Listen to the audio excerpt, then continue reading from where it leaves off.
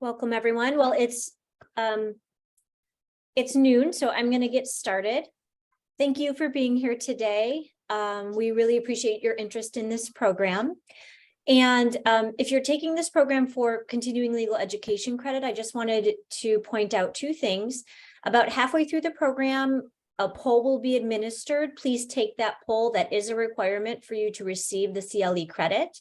And then post-program, a survey will be sent to you. That's also the second part you need to receive the continuing legal education credit.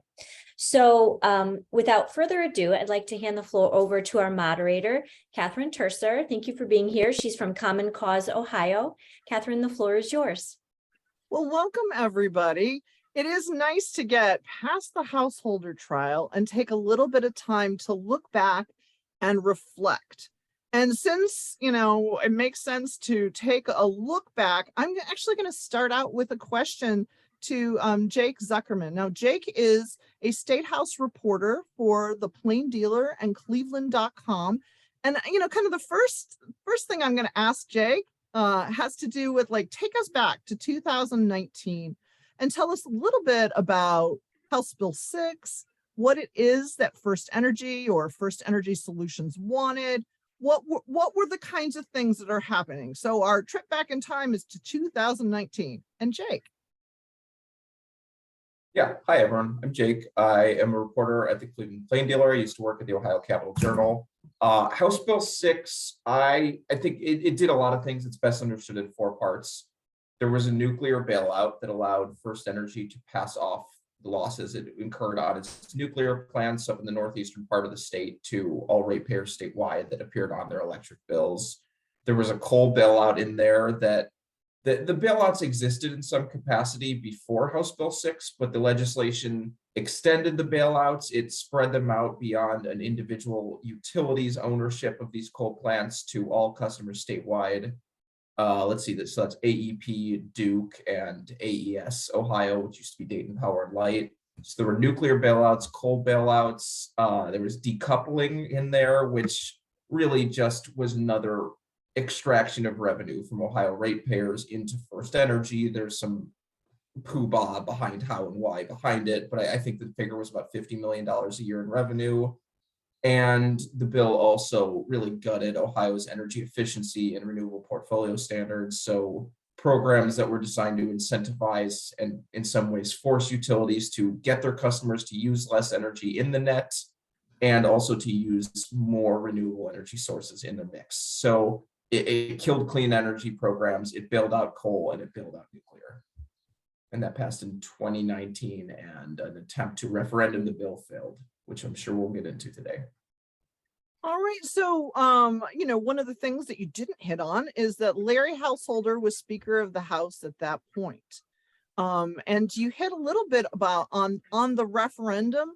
So as folks are kind of remembering, this whole process, one of the things that's helpful to think about is that Ohio has the ability to do what we think of as direct democracy, and that we have the ability to stop legislation. And that's, we have the ability to collect enough signature and put it before the voters.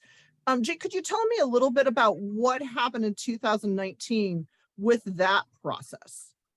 Yeah. So the politics are really interesting here too. So Larry Householder, he had been Speaker of the House in the early 2000s. He left under cloud of an FBI investigation, but he kind of came back with the rise of Donald Trump and this resurgent Republican conservative political movement in America.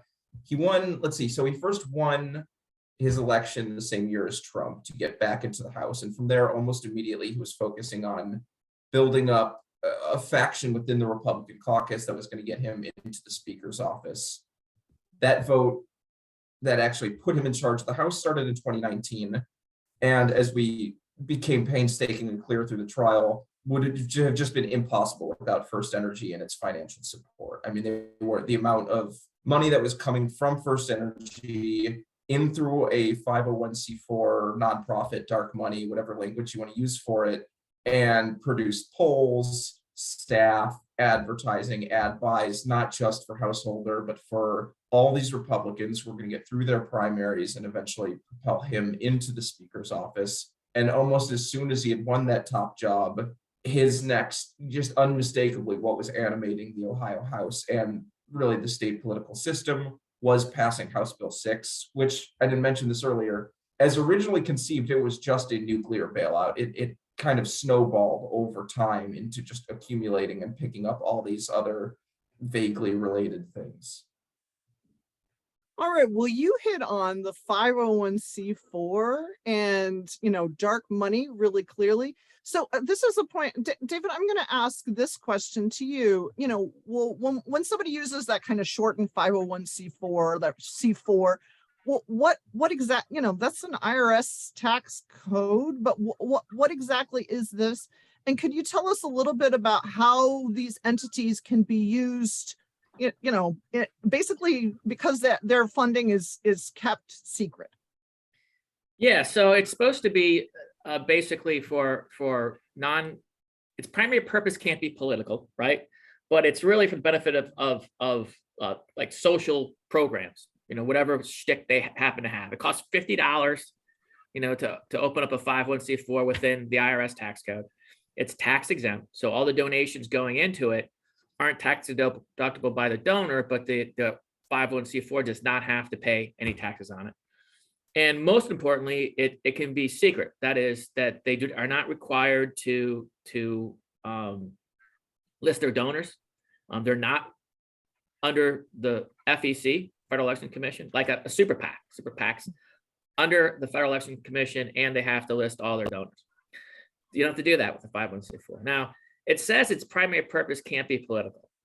So what that really means, though, once you dig into the regulations of 501c4 is 49% of the money going into it can be used directly to attack or support a particular candidate, right?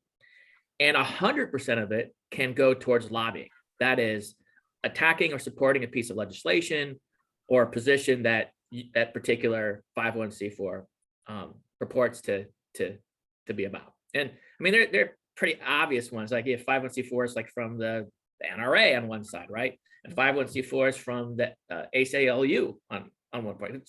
You might not know who those donors are, but you know what they're about, right? It's the 501c4s that are like, Ohioans for Healthy Children, that may have nothing to do with healthy children at all, but the money filters into there through individuals that may have an agenda that we just don't know about.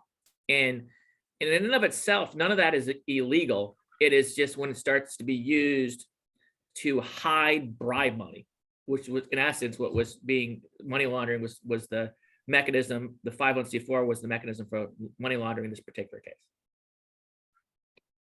So I realized that I had not given you a proper introduction because we just got right into the middle, but I just wanted to highlight that David DeVillers is a partner at the Barnes and Thornburg. And the thing that I also wanted to highlight is that he was a U.S. attorney.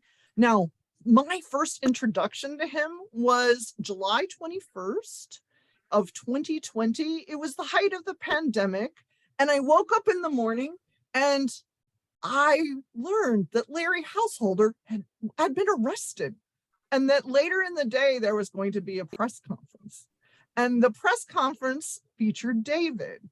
And so one of the things that caught me in that press conference is that David, you said you actually talked about how dark money actually allowed corruption to flourish.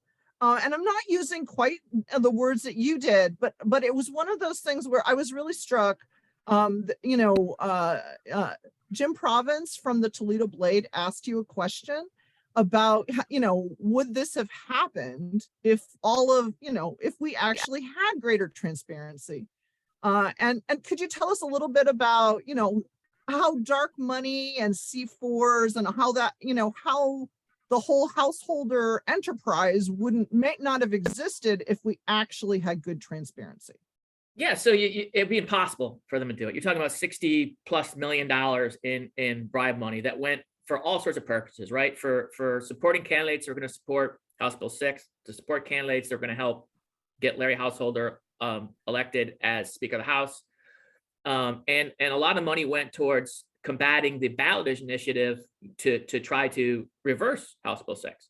And, if everyone knew all these advertising and billboards were coming for First Energy, they clearly be dubious, right? They'd be like, well, clearly they want it passed. That's where it's coming from. It isn't like, Ma and Pa donating to Generation Now because they want to keep these nuclear plants. They don't want the Chinese to take over, the sort of stuff that we were hearing. So that's kind of what it was. But the idea was the money was really a deal between the Larry Householder enterprise and First Energy to one, get Larry Householder elected Speaker of the House, two, get House Bill 6 passed, and three, keep House Bill 6 passed. And it costs about $60 million in money to do that. And it was hidden. There's no way for anyone to know, and even the powerful Department of Justice U.S. Attorney to know what was going on. In a lot of ways, we got lucky to stumble into it. But the way the tax code's written is Generation Now today, if it's a donation of over $5,000 in a calendar year by one donor, they have to put that in their Schedule B of their tax return.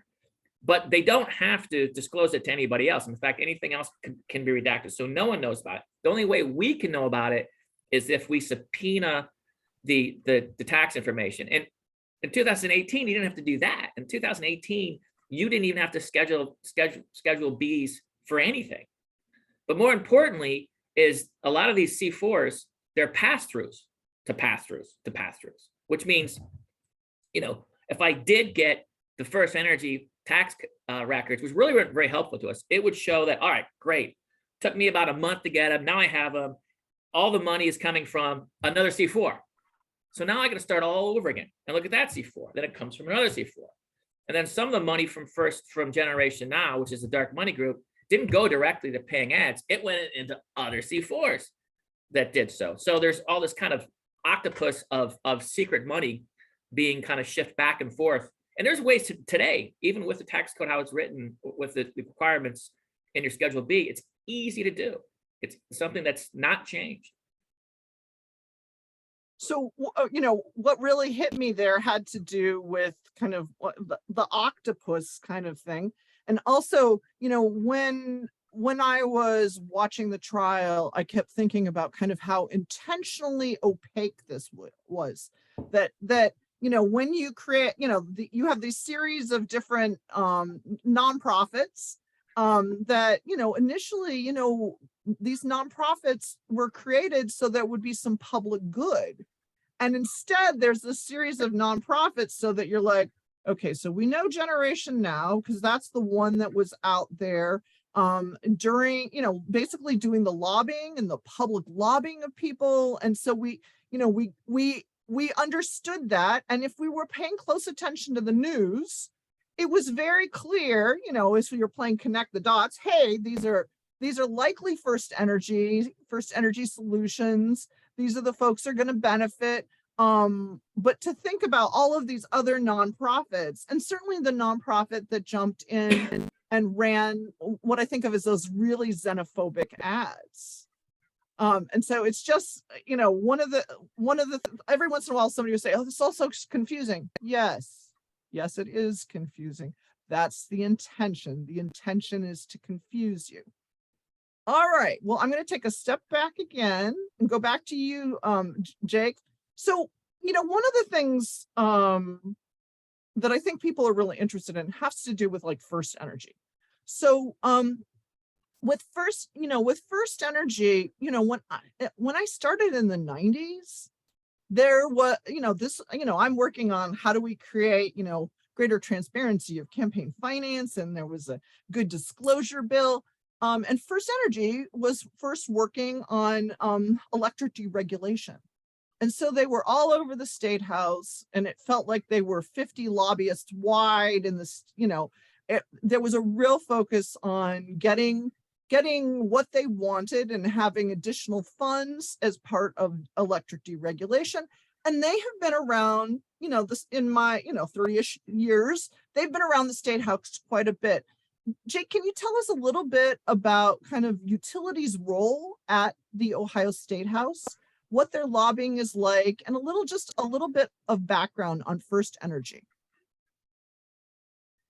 Yeah, I think Thomas Sutties once called utilities one of the power centers of Ohio politics. And he said there were banks, insurers, and utilities, and nursing homes should probably be in there somewhere. Yeah, like you mentioned, I once heard a story from someone who's a lobbyist now and was a lowly aide back in the post-deregulation days, who told me a story about one day that they were told by Senate leadership to go get lost, all the lowly aides, and they went and did a New York Times crossword while the First Energy lobbyists and Senate leadership went in and rewrote some of the bill. The 5 points escape me, but I think you get the picture here. There's a long history of public funds propping up First Energy, even in the post-deregulation era when utilities are ostensibly supposed to stand up on their own.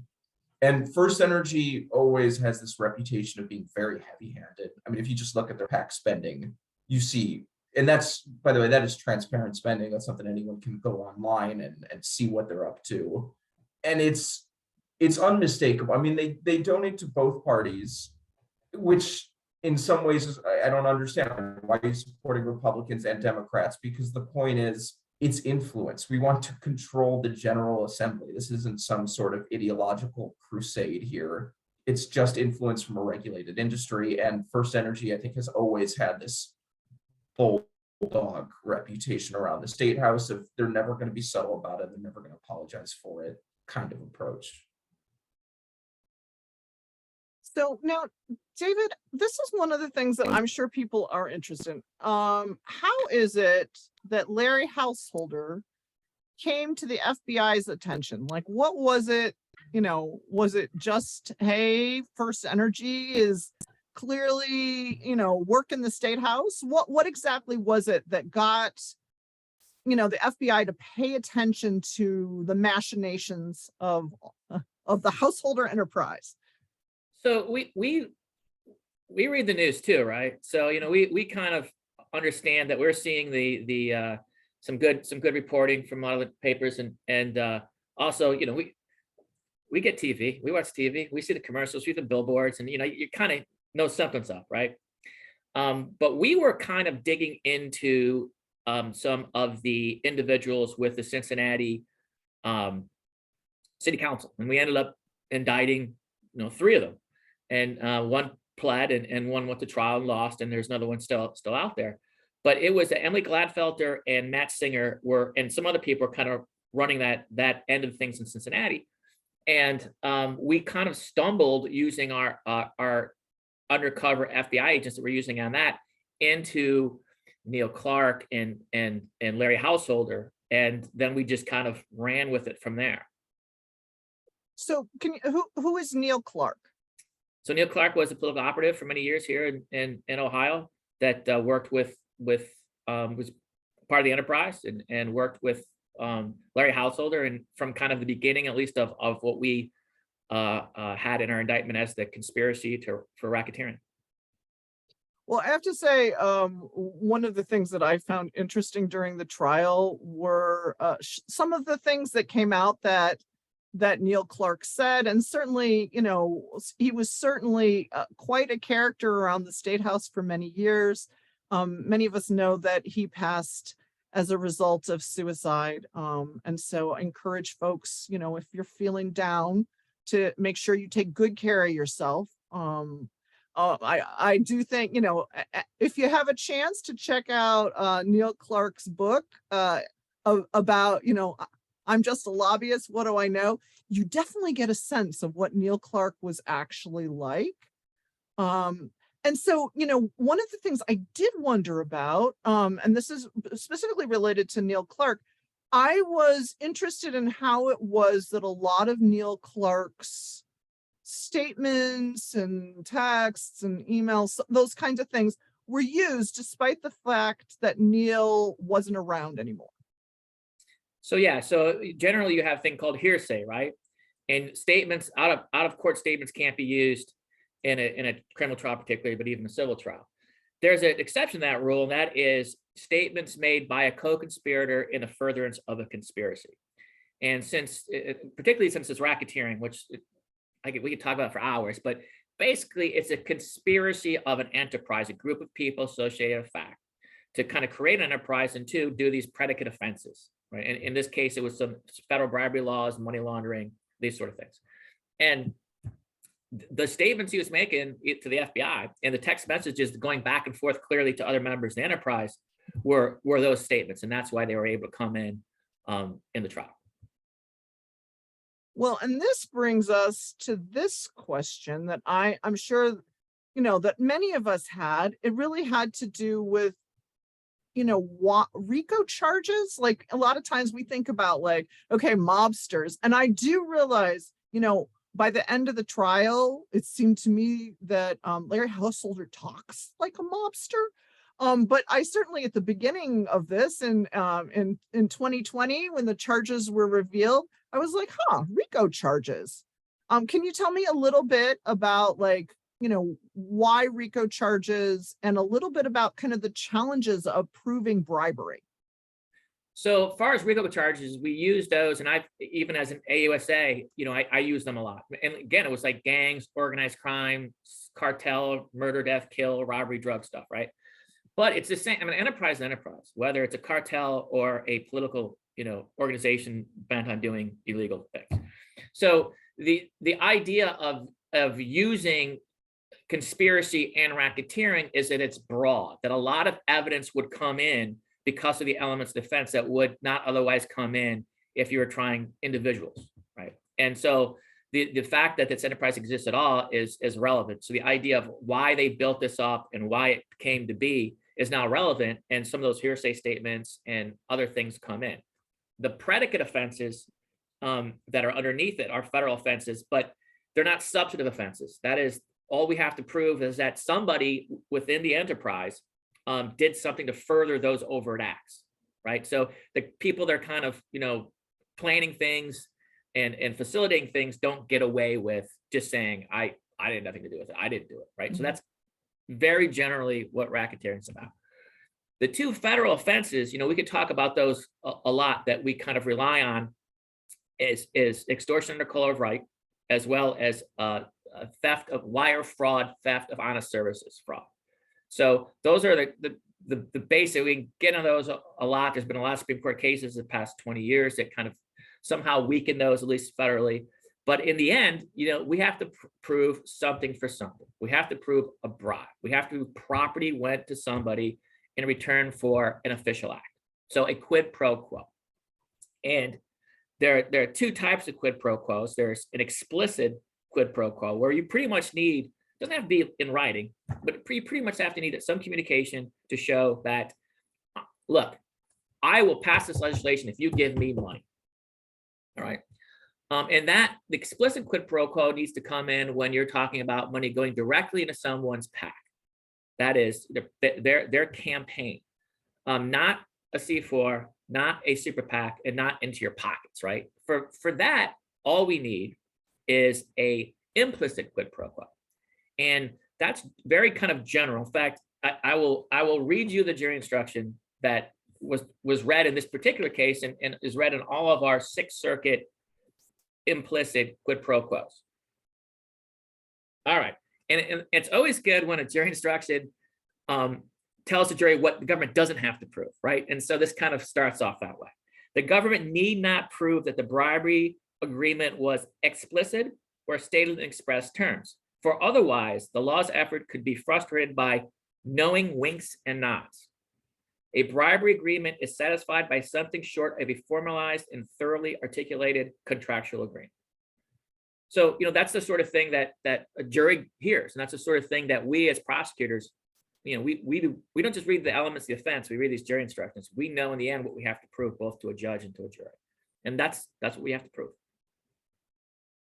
Well, I've always been kind of interested in kind of the winks and the nods, because one of the things that's very clear is in many ways, yes, there were personal benefits to Householder, but really at the end of the day, the real benefit had to do with power and dark money that led to his being elected and his allies or his friends being elected, so that then they could be in place to actually pass House Bill 6.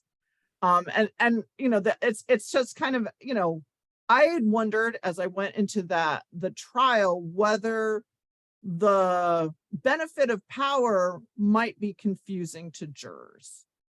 That might be, you know, just might not be exactly clear. So Jake, I have a question for you. And this really has to do with, were there things during the trial, the householder trial, that surprised you? I know that you've spent, you know, you spent a long time. At this point, you would have been at the Ohio Capital Journal, you know, doing research, trying to better understand the kind of money in politics, trying to connect the dots that way. Were there things that surprised you during the householder trial? Yeah, I think the most salient single moment of the trial, this was describing an event in October of 2018, where a bunch of First Energy Solutions lobbyists come into Larry Householder's, it was like a political office. I mean, you know, it was at various points, his campaign was actually like subleasing one room in this fancy office space on State Street with Generation Now itself, and Householder had some arguments about there being separation between these entities, and we can quibble till we're blue in the face, but they have these First Energy Solutions officials in, and Robert Klafke, who's a very well-known Columbus lobbyist and has this real baritone of a voice, which just gave it all the more punch. And there was a story told by several witnesses where a $400,000 check written to Generation Now was slid across the table by Bob Klafke, and he said something to the effect of, this issue being a nuclear bailout is very important to our clients. And Larry Householder picks up a $400,000 check, which is a larger check than I'm ever going to write in my entire life. And that's true for anyone in the jury and probably true for most people in the crowd. And Larry Householder says something to the effect of, it sure is. That check, we'll never know. Were it not for the federal investigation, we would never know about that scene. We would never know about a $400,000 payment, which, mind you, is just a tiny fraction of $60 million. But it was just a pretty shocking, blunt, in-your-face moment. I mean, and it was one of those instances where, you know, I am not a lawyer. I am not qualified to evaluate what's a bribe, these free speech concerns, whatever. But if we are in a world where a corporation can slide a $400,000 check to the Speaker of the House, and they're talking about this legislation that gives them a massive amount of public funds, if that's not bribery, what is? And it was kind of a scary moment too, when you realize that we're in a position where a jury might come out and say that that was not a bribe. And then what does that mean for us next? So I think that was one of the most like, oh my God moments of the whole thing.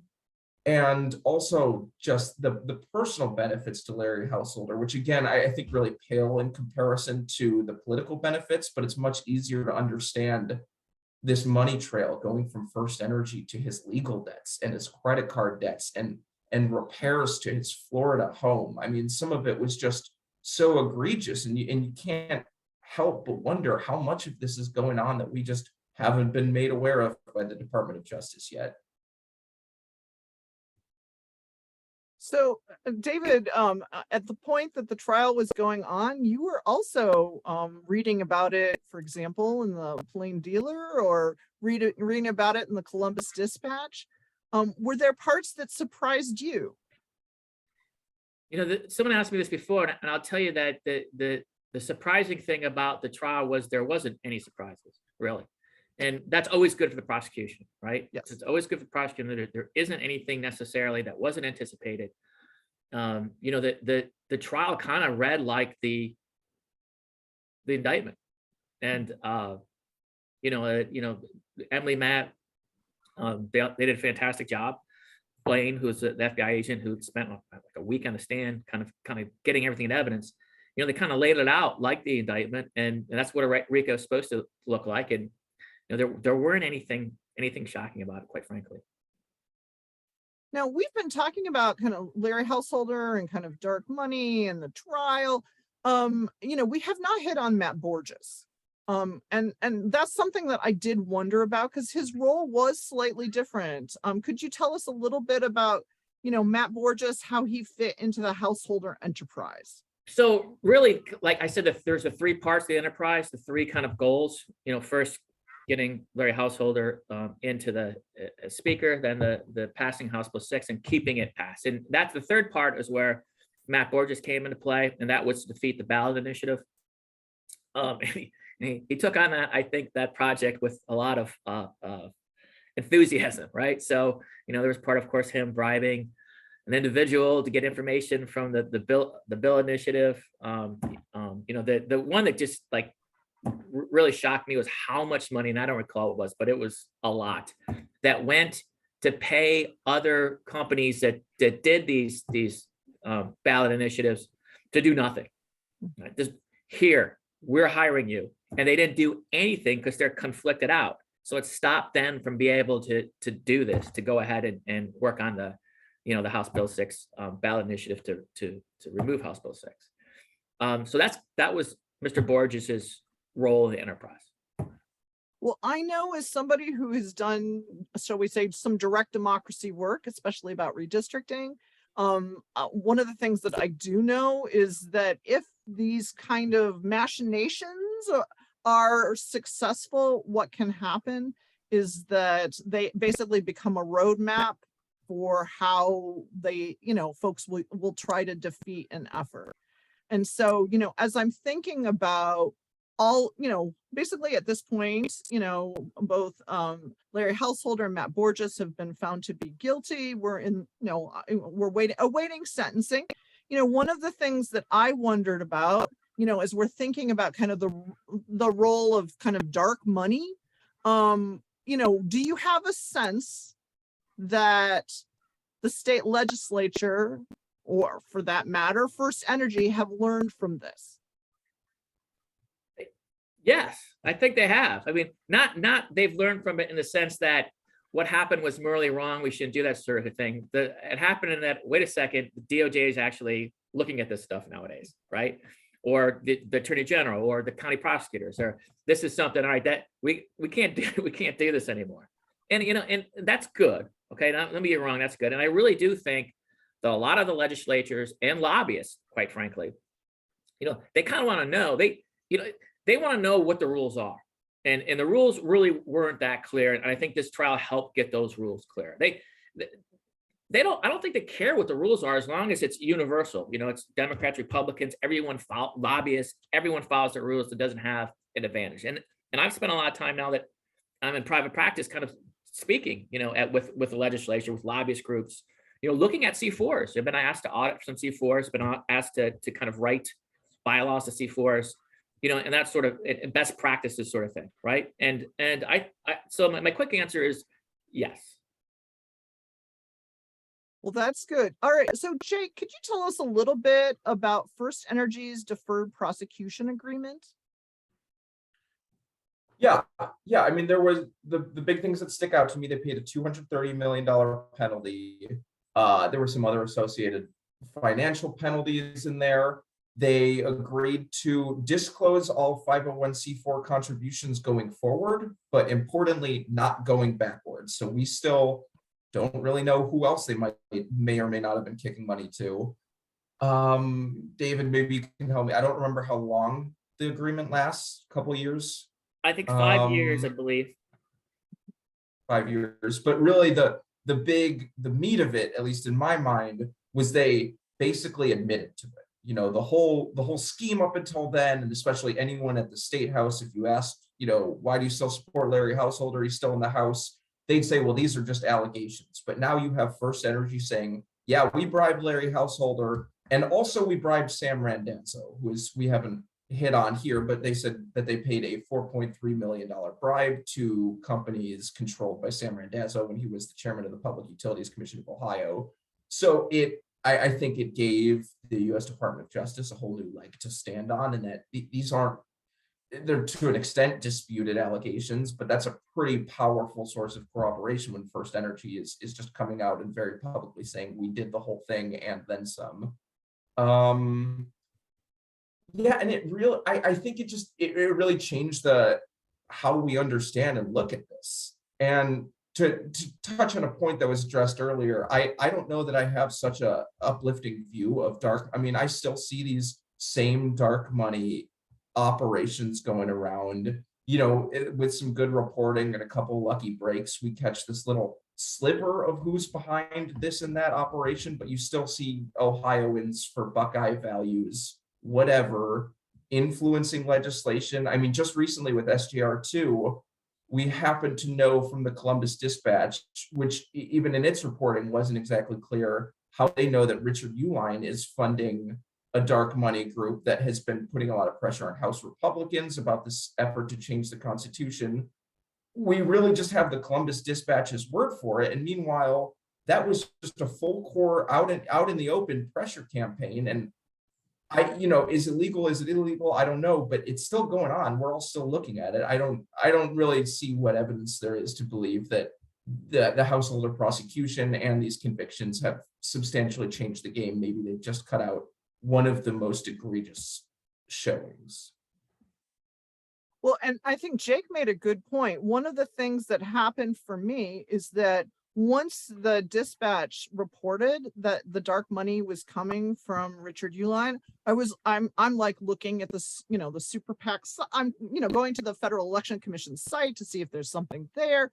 And, one of the things that we're still operating in a situation where we can't easily follow the money. We can't easily figure things out. And clearly the Dispatch had someone who provided them information, but if they had not received that, then there would have been money promoting Senate Joint Resolution 2, which will, depending on what happens in the court, of course, but will be, on the August ballot, that makes direct democracy more challenging or makes citizen-led ballot measures more difficult and changes, to a 60% as opposed to a 50% approval. We wouldn't have had any sense of like who was funding it if it weren't for our local media. And so that's a real that's just a real challenge that we're still at this. So David, this brings up kind of Citizens United and why isn't there better disclosure? And so I'm going to throw out, I of course have some thoughts on why there isn't better disclosure, but it might be helpful to take a step back to 2010 and think about, well, what's Citizens United's role in all of this? It really isn't. This is like, so I'm going to nerd out a little bit on law. Citizens United created super PACs, right? It said that you can donate, humans, corporations, unions can donate as much as they want, and because it's via free speech. And it created super PACs, but the FEC still looks at super PACs. They still, these are things that they regulate. The Citizens United didn't create a right for anonymous donations, particularly by corporations and unions. We did that. That is, we did that through our legislature. We did that through the IRS code. We decided, hey, it'll be a good idea is let's create a secret lobbying with unlimited money and tax-free for corporations and unions. What could possibly go wrong, right? And that's what we did. I have pretty robust libertarian tendencies. I totally get anonymous speech. I even support, to a large extent, individual rights, humans being able to support, even politically, anonymously, so they don't get fired from their boss or something. And I mean, you want to limit that amount, I would imagine. But there's nothing in Citizens United, and quite frankly, even in some newer cases that say that. Like we incentivized it by making it a tax exempt entity. So, and we could end it tomorrow, but there's no political will to do so because both Republicans and Democrats are hugely benefiting from these C4s.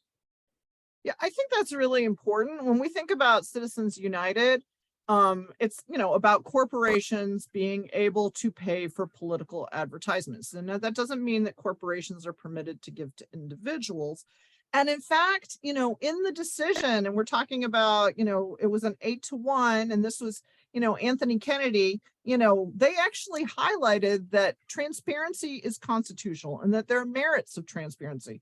The prompt disclosure of expenditures can provide shareholders and the citizens with information needed to hold corporations and elected officials accountable for their positions and supporters. And, you know, one of the things that's clear to me is that the state legislature today could actually establish greater transparency so that we could, in fact, follow the money in elections and certainly follow the money when it came to lobbying and the lobbying of the public. And so, like, when we think about what happened, first of all, there was the dark money that you know, or secret money that was in that kind of householders elections, his allies elections. And then there was dark money, meaning in the lobbying through 2019. And then there was dark money in the referendum. And, you know, what's clear is we haven't, as a, you know, our state legislature has not made that change.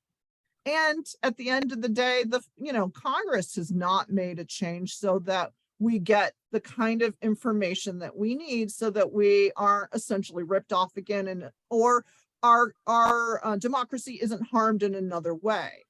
Now, I got there up there on my soapbox. I'm supposed to be moderating, so I'm going to go back to you, Jake. So one of the things I noticed, Jake, was yesterday you wrote this article.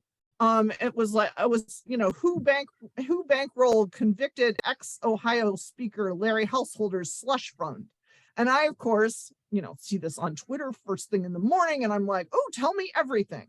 And so with that, this is your opportunity to tell us about kind of, you know, we've learned so much about First Energy, but they were only part of the effort to pass House Bill 6. They were only part of the money that Householder garnered.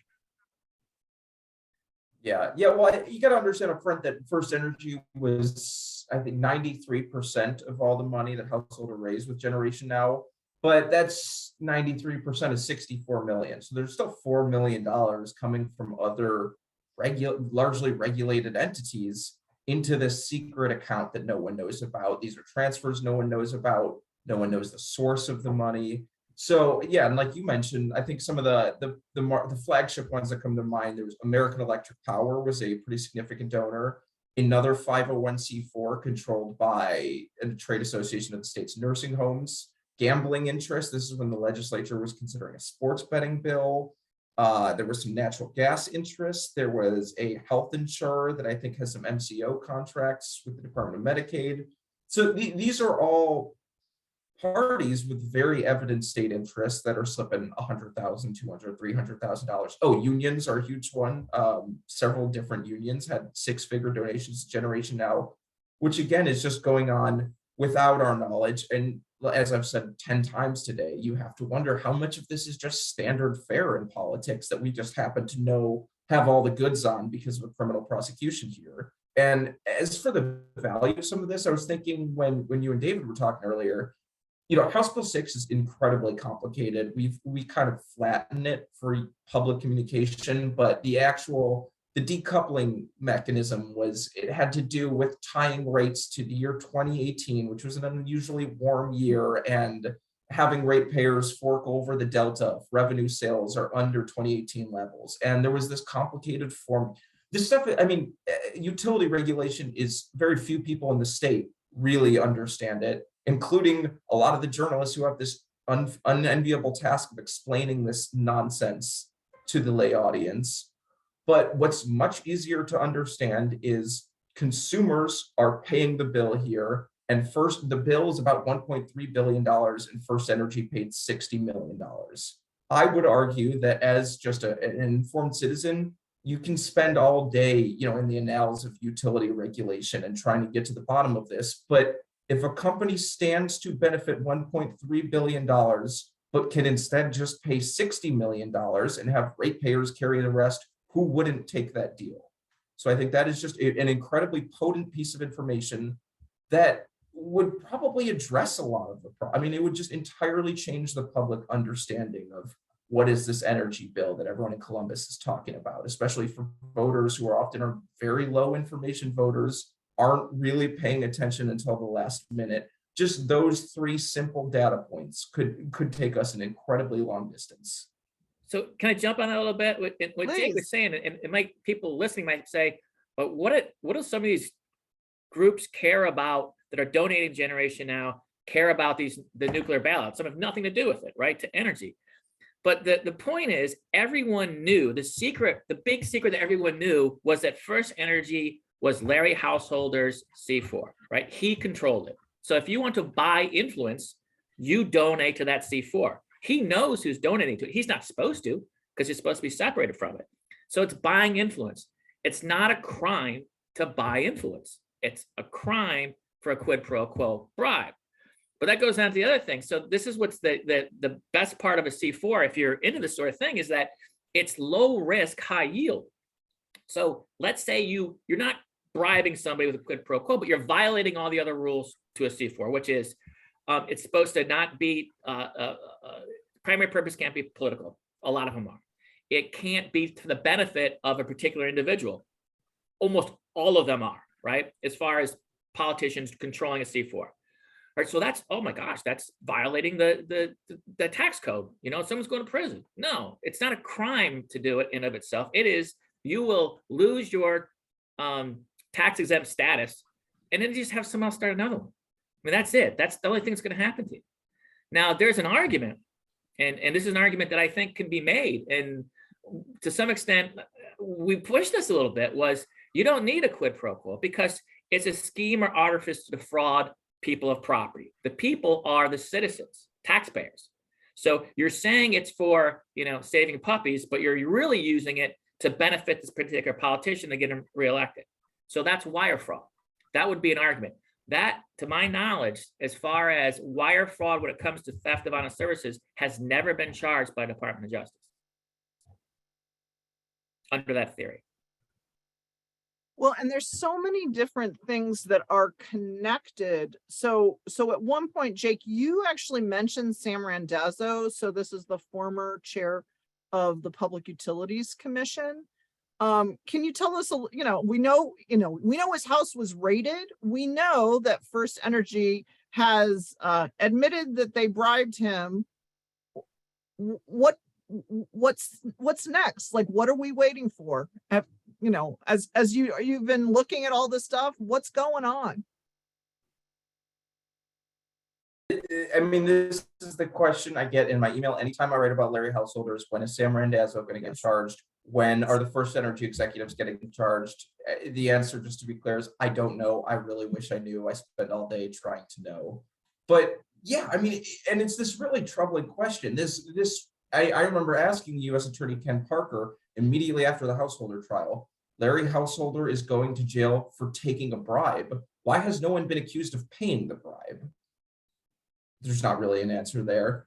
With the same, First Energy has admitted to bribing Sam Randazzo. Why is Sam Randazzo not being charged with taking a bribe? Again, I don't know what I don't know here, but he not only has not been charged, but is now taking legal action against the state to get his money back. I mean, he is on offense now, and the years are just kind of passing by, and we still don't know what's going on in the halls of the U.S. Attorney's Office. But I think that there's a very reasonable and justifiable sense of frustration that about half of House Bill 6, in terms, depending on how you want to measure it like that, is still in law. It is still on the books. I am an AEP customer. I am paying for these coal plant bailouts every single month on my utility bill, which is getting higher every year because of the PUCO allowing those rates anyway. There's this sense that it seems like they've gotten away with it. Where are the consequences for people who have been pretty pinned down for wrongdoing? So David, I noticed you're very quiet over there. So, Anything you want to add? It's not a secret. I approved the search warrant for the search of Randazzo. My name's all over the search warrant. So there are certain things that I cannot talk about, and I you might say, hey, this is taking a long time. Well, it is, and it's taken longer than it probably would have for a lot of other reasons. And one of those is COVID. I mean, grand juries were shut down for over a year. So the idea of using those, and that's what you use in federal government to investigate, you couldn't. And then even when they opened back up, the priorities of me and now Ken were the people that murder, death, kill, terrorism, spy stuff, right? I mean, the people that get arrested they're not getting locked up for this. So you have to kind of prioritize to some extent. Now, don't get me wrong, corruption, rule of law is where everything begins and ends. But at the same time, you need to protect people from getting killed. And that's kind of what happened there. The other part is, I think there's this thought like DOJ is in charge of this investigation. Well, they're not. It's the U.S. Attorney's Office that's under DOJ, but it's not like we get bodies to help us out with that. You had Matt and Emily from working on this case for primarily most of it. Megan Payne, some other people got involved, but it's when they're getting ready to try Larry Householder and Matt Borges, the month before during the trial. I mean, that's all they're doing. The investigation isn't going on. Blaine's prepping. These are the people that do this investigation. So it does take time. There is limited resources to do it. But I can tell you, I've known Ken for 20 years. You can trust him, and you can trust the AUSAs and FBI on this case. Well, this is the other thing that folks often ask me. It has to do with like Larry Householder and Matt Borges. They're found guilty and then they go home. And I know most of us don't expect, life to look like Law and Order.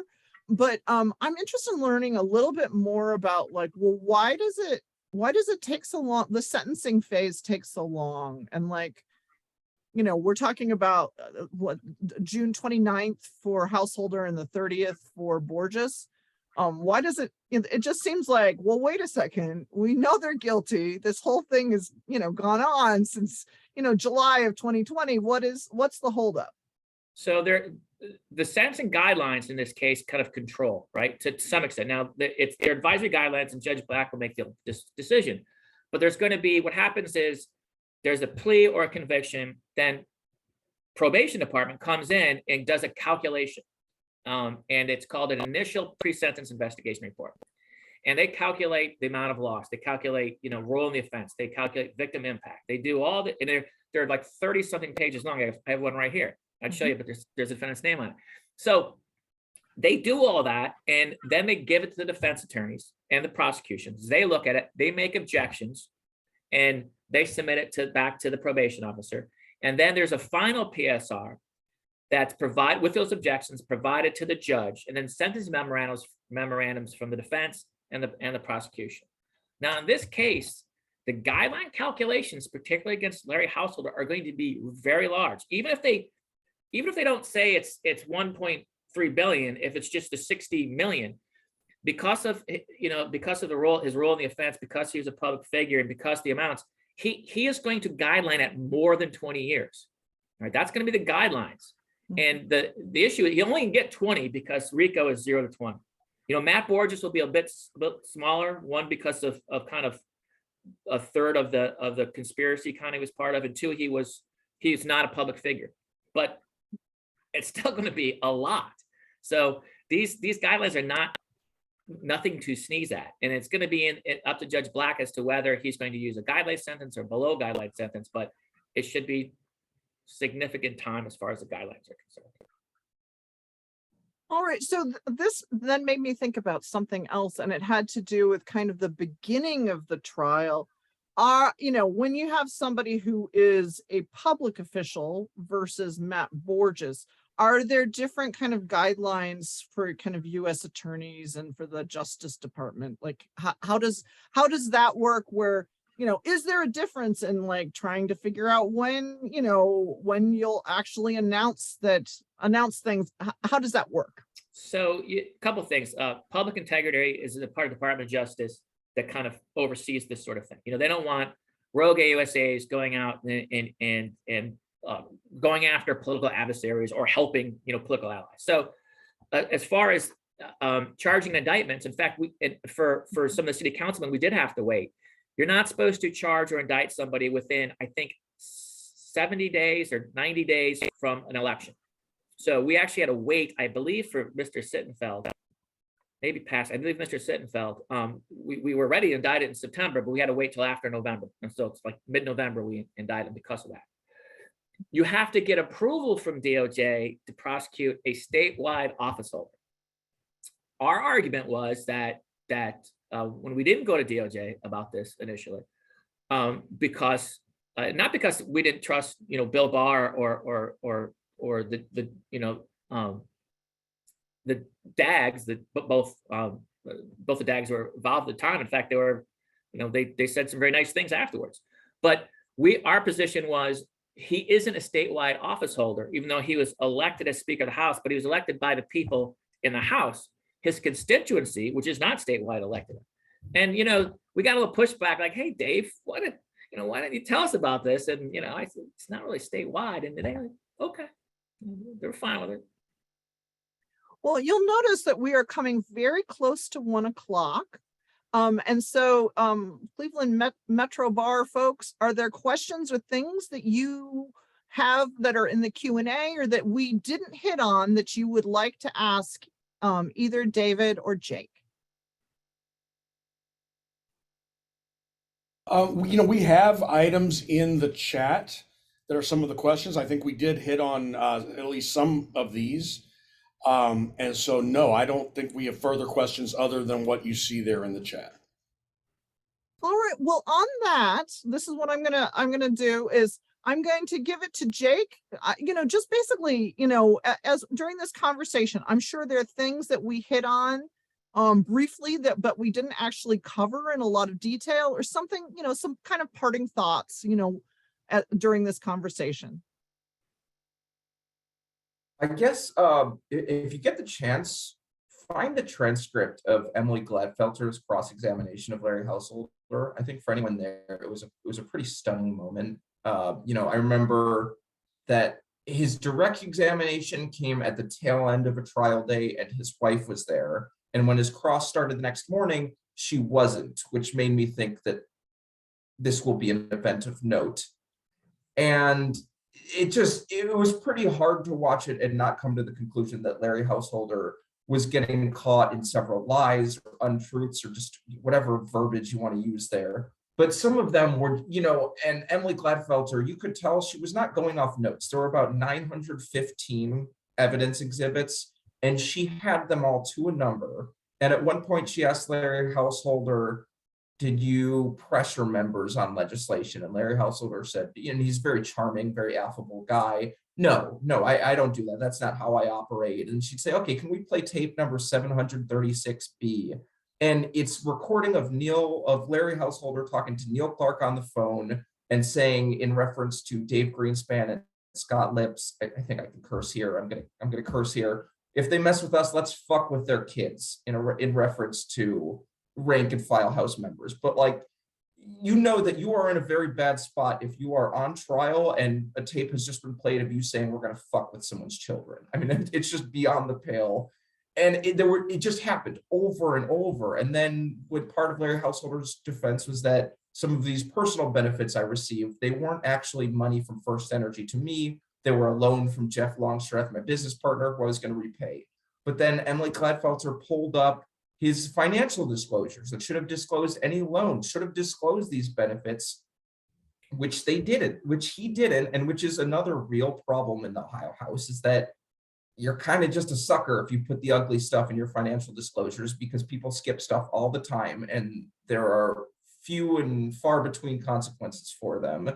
And I remember her asking Larry at one point, that you signed an oath under penalty of perjury to the honesty of these documents, just like you signed today.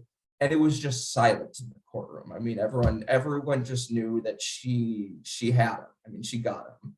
So that, to me, that and the check sliding across the table are just the definitive memories in my mind of that trial.